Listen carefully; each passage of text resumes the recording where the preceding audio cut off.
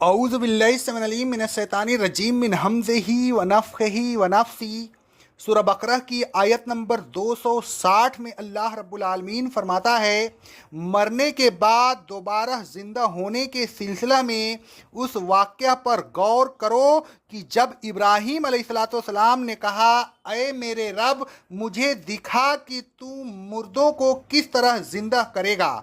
اللہ تبارک و تعالی نے فرمایا، اے ابراہیم تمہیں اس بات کا یقین نہیں؟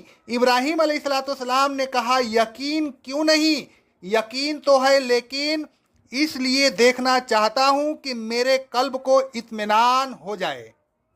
اللہ تبارک و تعالیٰ نے فرمایا، اچھا تو 4 پرندے پکڑو، پھر انہیں اپنی طرف مائل کرو، پھر ان کے ٹکڑے ٹکڑے کر کے ان میں سے ایک ایک ٹکڑا ہر پہاڑ پر رکھ دو، پھر تم انہیں پکارو، وہ تمہارے پاس دوڑتے ہوئے چلے آئیں گے۔ اور یہ بات اچھی طرح سمجھ لو کہ اللہ غالب اور حکمت والا ہے، وہ سب کچھ کر سکتا ہے، لیکن اس کے ہر کام میں حکمت ہوتی ہے، حکمت سے خالی کوئی کام نہیں ہوتا۔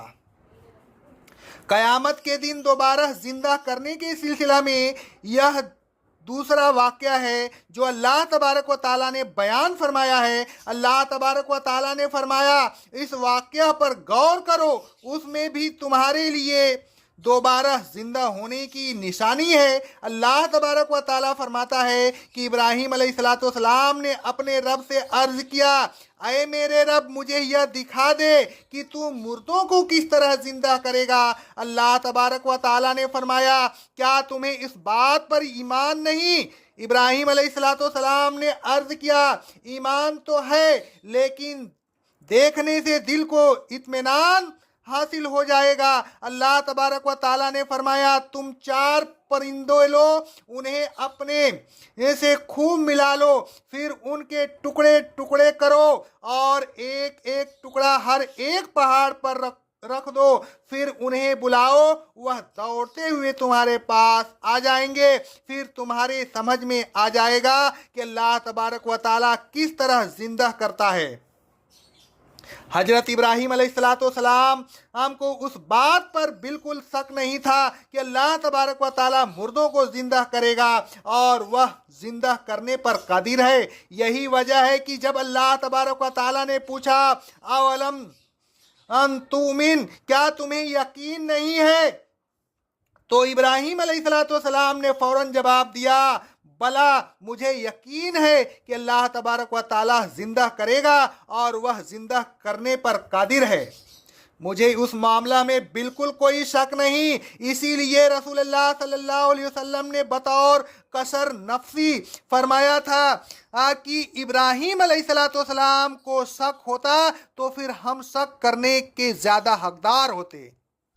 رسول اللہ صلی اللہ علیہ وسلم فرماتے ہیں، صحیح بخاری کی حدیث ہے، جب ابراہیم علیہ السلام نے کہا، اے میرے رب مجھے دکھا کہ تو مردوں کو کس طرح زندہ کرے گا، اللہ تبارک و تعالیٰ نے پوچھا، کیا تمہیں یقین نہیں؟ تو اس وقت ابراہیم علیہ السلام نے کہا تھا، مجھے یقین ہے، مجھے کسی قسم کا شک نہیں ہے۔ اگر وہ شک کا اظہار کرتے تو پھر ہم ان سے زیادہ شک کرنے کے حقدار ہوتے، لیکن انہوں نے شک کا اظہار نہیں کیا، بلکہ یہ کہا کہ اس لیے دیکھنا چاہتا ہوں کہ میرے دل کو اطمینان ہو جائے۔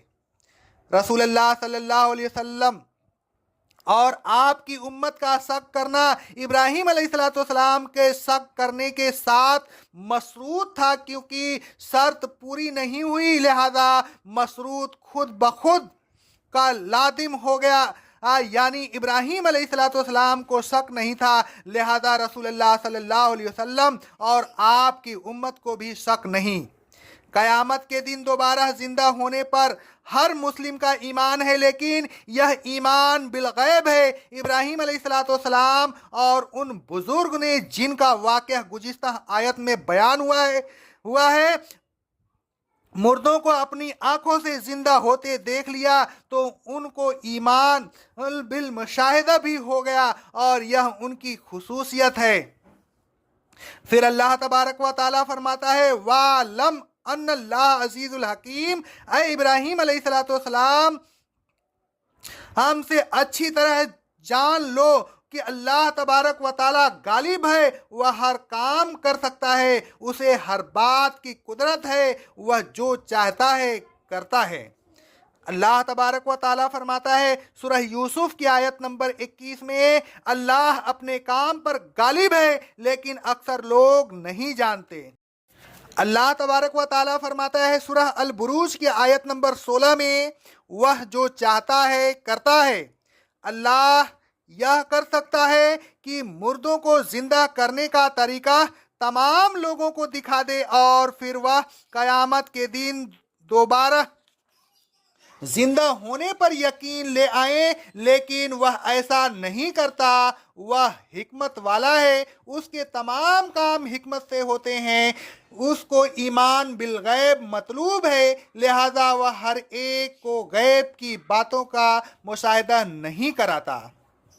ऐ लोगों, दोबारा जिंदा होने पर पुख्तगी के साथ ईमान लाइए। उस दिन आपको अल्लाह तबारक व ताला के सामने हाजिर होकर हिसाब व किताब देना होगा। उसके लिए अभी से तैयारी शुरू कर दीजिए। कोई बात ऐसी ना कीजिए जिससे मालिकुल यौमुद्दीन नाराज हो जाए। अल्लाह तबारक व ताला हमें अपने दीन पे चलने की तौफीक अता फरमाए। अक़ौलु क़ौली हाज़ा, अस्तग़फ़िरुल्लाह अस्तग़फ़िरुल्लाह अस्तग़फ़िरुल्लाह।